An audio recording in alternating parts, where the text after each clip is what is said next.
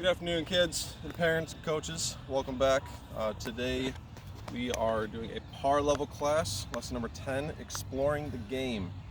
With that, you can explore different golf courses, different areas of it, explore different types of shots that you can hit. You can explore all sorts of different stuff in the golf course.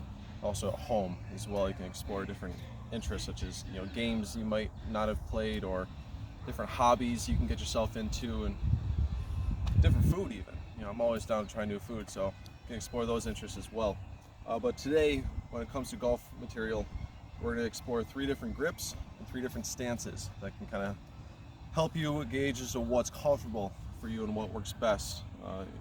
Knowing golf, it's very personal, and no 2 swings are alike. So whatever works for you is what works. There's no one way to do this. So let's get right started into this. There are 3 different grips that we have. The first grip is typically what you see in the younger age groups is what we call the 10 finger. Okay, basically you get all 10 of your fingers on the grip. So for my right-handed players, your left hand's going to go on the bottom like so. Make sure your left thumb is going down the shaft. Then you're going to get your right pinky to touch your left index finger and close over top. Okay, and make sure that you cover your thumb just like a hot dog in a bun. Some of us have heard that before. And that's your 10 finger. Okay. Next is what I personally like, is what we call the overlap grip. What you can do is just basically slide your right hand down a little bit further and take your right pinky and overlap your index finger. Okay. Some people put it right on top of the index finger, or they put it in between your index finger and your middle finger. But you just overlap it like so. That's my personal preference, but again, this is up to you. The third one that you'll see a lot of, it's probably more commonly used, is what we call the interlock. So you take the overlap grip and just take that left index finger of yours and you bring it out and interlock it with your pinky. So that's another grip that you'll see more commonly used all around the place. So try out those 3, whatever works best for you. Again, there's really no one way to do this. All right, so try them out, hit a few shots with each one of those grips, see what feels best for you. I'm personally going to stick with the overlap for the rest of today's class because that's what works best for me. Now when it comes to the stance, again, there are multiple ways to do this. I personally like one way. I got a buddy that likes the complete opposite, but we're both have had very good success.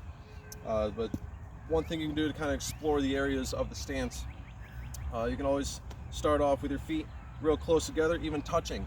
Okay, start off that way, get yourself a few short swings, maybe full swings or so. Then you can get yourself into more of what we call more of a standard stand shoulder width apart type grip, or stance, I'm sorry. And then you can always try and get yourself real wide and try and swing the club that way. That one's gonna be a little bit more difficult, I'll tell you that now, but it's not unheard of. It's there are people who do stand that way. So next time you're on the driving range, you're out there practicing by yourself or with mom, dad, grandma, grandpa, aunts, uncles, whoever it may be, get out there, try the 10 finger, see if that works for you. That wasn't my favorite, not gonna lie. Try the interlock grip, see if that works for you. Honestly, that wasn't that bad, but it's a little uncomfortable for me. Then we have my personal favorite, come on, the overlap grip. That was a lot better, a lot more comfortable at least. Or you find the grip, you go down to your stance, get your feet real close. I don't have a whole lot of balance with that swing. That one's going to be a little difficult to keep your balance with.